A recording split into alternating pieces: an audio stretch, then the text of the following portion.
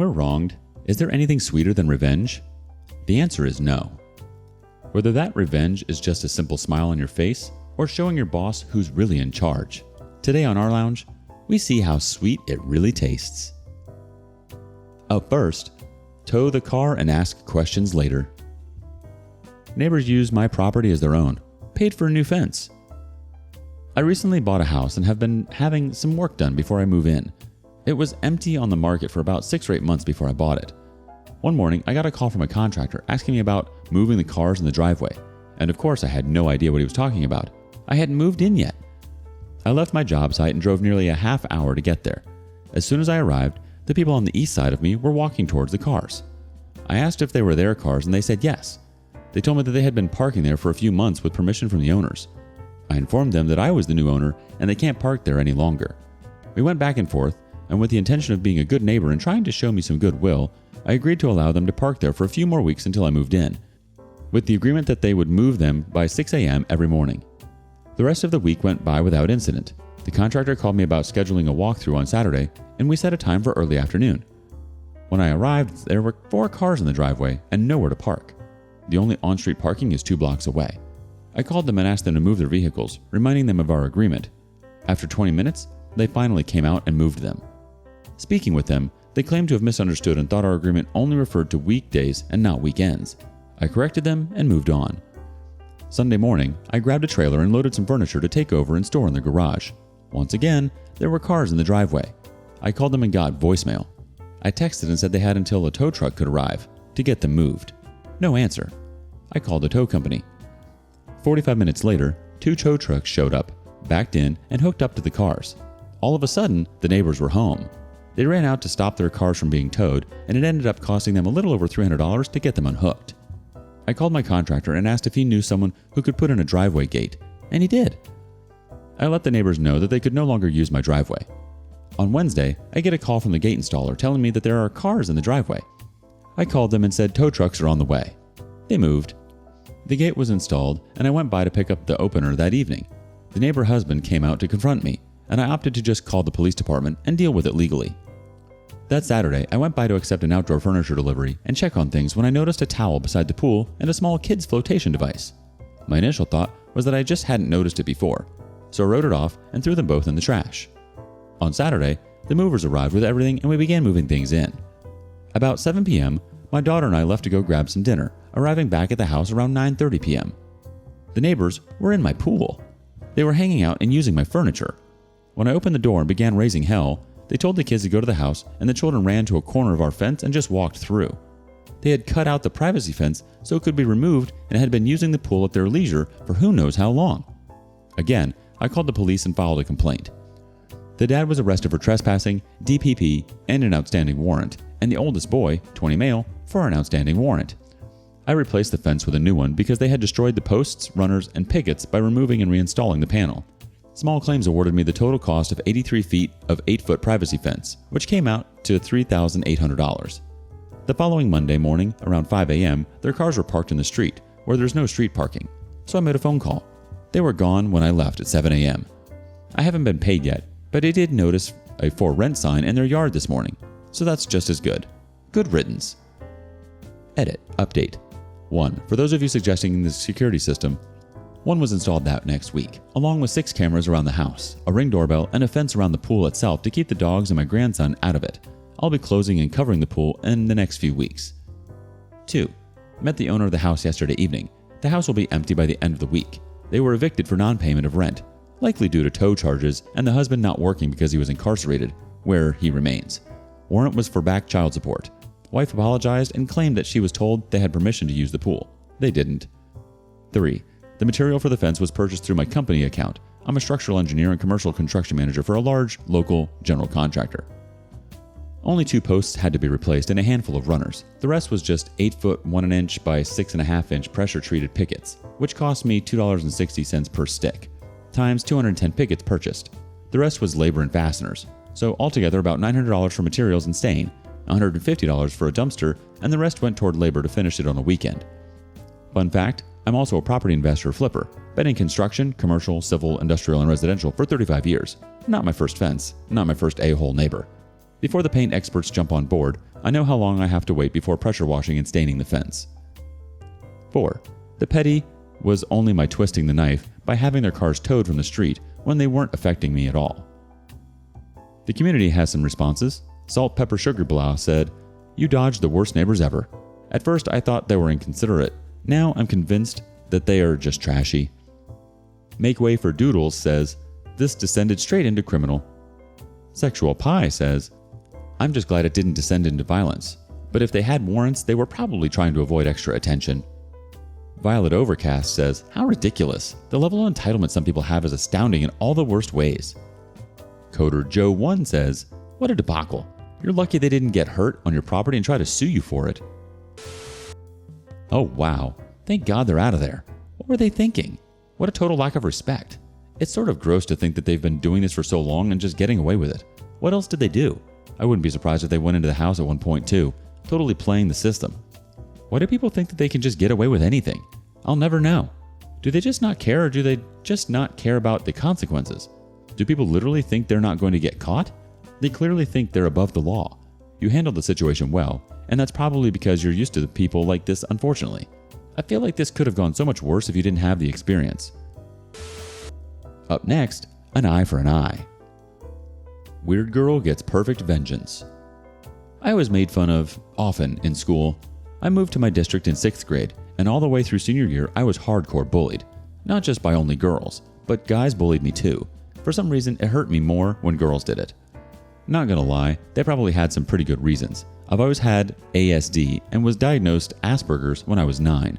Needless to say, I might have been a little strange. Okay, I was totally a freak, but that's beside the point. 4 years into relentless bullying, we did frog dissections in biology, and we had an extra credit session over lunch where we could opt to take out the brain. Extra credit to anyone who got it out whole. Well, I got bored during the dissection. My frog was already finished, and I'd been going to other tables and cutting theirs for them too. Like I said, I was weird. So in my boredom, I stabbed my frog in the eye and a tiny little ball popped out. It looked like a ball of silica or something. Intrigued, I ran all over the class taking out the eyeballs of every frog there. Then my weird butt was carrying them around, inspecting them and playing with them. So, after lunch, we have 9th grade gym, which was swimming. My monthly friend was in town, so I was out of the pool that day. So I'm sitting by the pool, minding my own business, playing with these frog eyeballs, and some girl in the pool is like, "Hey," my name, "what's in your hand?" And the other girls start answering, "Dude, she took all the eyes from the frogs in bio. Ew, what a freak. Like seriously, why aren't you in psych hospital, psycho? Hey, my name, you're effing weird," etc. So I'm sitting there with my handful of eyeballs stolen from science frogs, and in my greatest comeback ever, I say, "I may be weird, but I'm not swimming with frog eyes." These girls are apparently kind of slow, so they all are like, what? My hand comes up, and I let loose the eyeballs with no less than 34 frogs straight into the pool. Now, I want you to imagine this. Pool full of 14-year-old girls, who are all pretty prissy princess types. Their eyes watch as whatever's in my hand flies into the air, and the tiny frog eyes drop into the pool scattered like raindrops. A second passes. Instant pandemonium. Girls screaming and swimming as fast as they can to the pool edge. Girls pulling other girls' hair in bathing suits trying to get out before them. Girls crying, pulling out flip phones to call their parents. Girls dry heaving at the edge of the pool. You get the picture? It was such a scene that even the boys' gym teachers and the health teachers came running. I was sent to the principal. I'm pretty sure I got a detention for that, but still to this day, that scene is one of my favorite and most hilarious memories. I wish I could have recorded it, but recording sucked in 1997 unless you had an actual camcorder. What do you think? Did I go too far? Hell no. Those witches deserved it. The community has these thoughts. TPB772000 says, "So this is almost the exact story of a girl I went to school with. She was bullied a lot and was on the spectrum. Well, instead of frogs, we dissected sheep eyeballs. Even though she was small and kind of frailish, she tore through the eyes and was doing crazy good work plowing through it. Then she built the eye back by inversing the iris and the pupil. Someone made fun of her, and she shot the sheep's eyeball across the room and hit them in the face.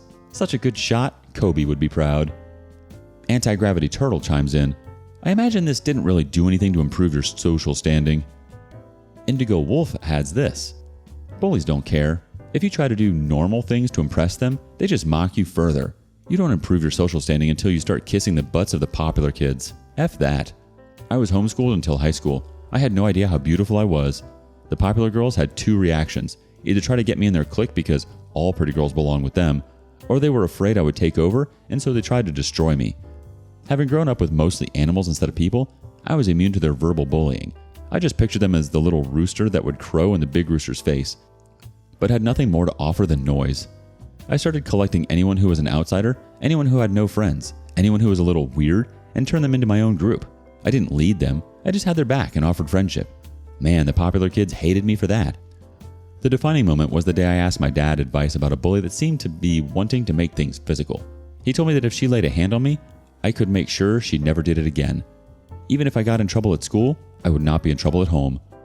Next time she came at me, I said, "Do you want to be my friend, Maria? Is that why you're always talking to me?" Of course, she scoffed and said no. "Okay then, Maria. If you don't want to be my friend, you need to stop talking to me. I only talk to my friends. But if it's a fight you want, go ahead and hit me. But just you.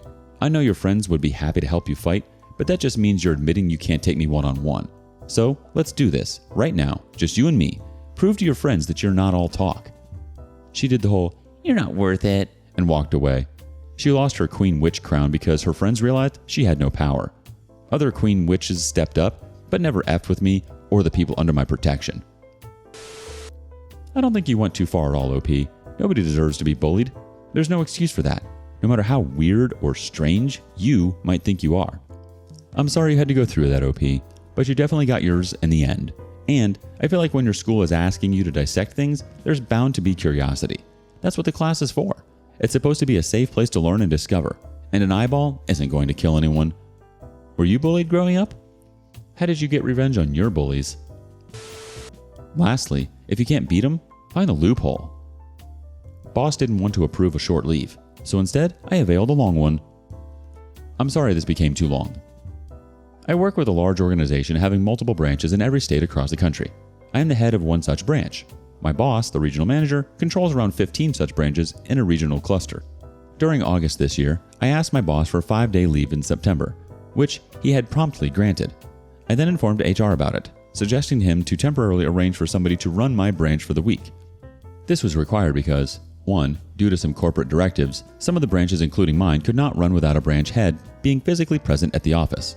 2, enabling someone from inside the branch to substitute for me wasn't possible due to technicalities. HR assured me that there was plenty of time to arrange for my temporary substitute, so I didn't think much about it, since anyway it was his job to take care of it in cases of leaves. My dumb behind didn't imagine it would be crucial to get the leave approved formally, in writing, because before this nobody had ever faced something like what I was about to experience. Come the last weekday before I go on my leave, I asked our HR about who would take care of my branch in my absence. He flatly stated that there was no one available in the region cluster who he could depute to my branch in my stead, as many employees in our region are on leave because of the festivities this week. You're telling me this now? Anyway, I fail to understand how this is my problem, given that my leave was already granted a month ago. HR, have a discussion with the RM, my boss. I called him up. Apparently the HR had already had a talk with him regarding this matter before I even called him.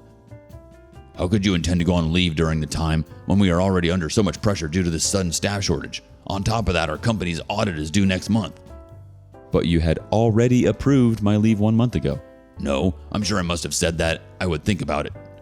Absolutely not. I wouldn't have booked my tickets and planned my travel to my hometown to see my parents if you hadn't confirmed the leave. This went to and fro for a while, and I was exasperated from this argument. By the end, I felt really humiliated that I had to almost beg for a leave. Fine, I won't go. At that point, I arguably felt my dignity was more important than a few days off work. Huh? Okay. He was at a loss of words at my sudden giving up. So, my leave stood canceled. My tickets had to be canceled, money wasted, and I was left utterly exhausted of this BS. A few days later, we got a notification for the yearly interstate staff soccer tournament being arranged by corporate. If selected, I'd be playing for my state, and the tournament, from selections till the final, would go on for a month.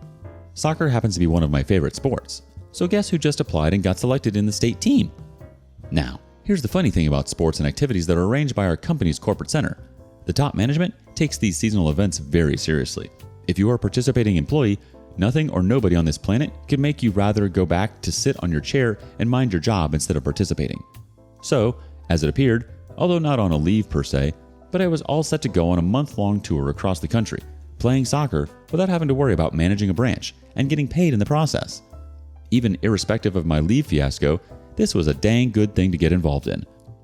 As some of you have expressed a curiosity, yes, extravagant events like these are not unheard of in big Fortune 500 companies. My organization is a large conglomerate and the third largest employer in our country. Still, it always beats my logic that they can spare some 150 to 200 employees for a month for fun, yet there are some regions that are plagued with staff scarcity. My boss's office was eventually informed about my participation in the event and was advised to excuse the participant from his duties till the tournament was over. The day before leaving, I drove down to the RM's office to formally inform him, from my end, about me competing in the event and my ensuing month-long absence that is to be expected. He looked expressionless and just feebly asked me, "Why did you really participate?" Well, you see, had I happened to be at my hometown on a short leave this week, I wouldn't have been able to participate in the tournament at all, or even try for the selections. Sad, I couldn't go on that leave. The defeated look on his face was priceless. Edit, fixed his spelling, added some clarifications. Sweet bonus I forgot to add, one of the matches were hosted in my hometown. The community chimes in. Riles McGiles says, "I had trouble getting leave one time. I requested it in May for November. Sometime around October, the director had to approve all of our vacation requests, but wasn't actually denying or approving. I said, I'm going on vacation. I'll be back in 2 weeks. I hope I have my job to come back to. I worked there for another year until I found a better job." Coder Joe 1 chimes in, "Expert level pettiness achieved. I bow to the master." That's so funny how it worked out in your favor, OP. After all of that and your boss being a total a-hole, you ended up with more time off. Sweet, sweet revenge. By arguing with you in the first place, he just made himself look like a douchebag. You totally found the gray area and played it. Proud of you. When people feel valued and cared for, they do their work with strong motivation, a deep sense of meaning, and great engagement. The best thing a company can do is put employees first. Do you have a similar experience? Let us know below. Thank you for joining us today on rLounge. Before you go, be sure to like and subscribe and hit that notification bell. If you have something you want to say regarding today's content, share that with us in the comments below. Until next time.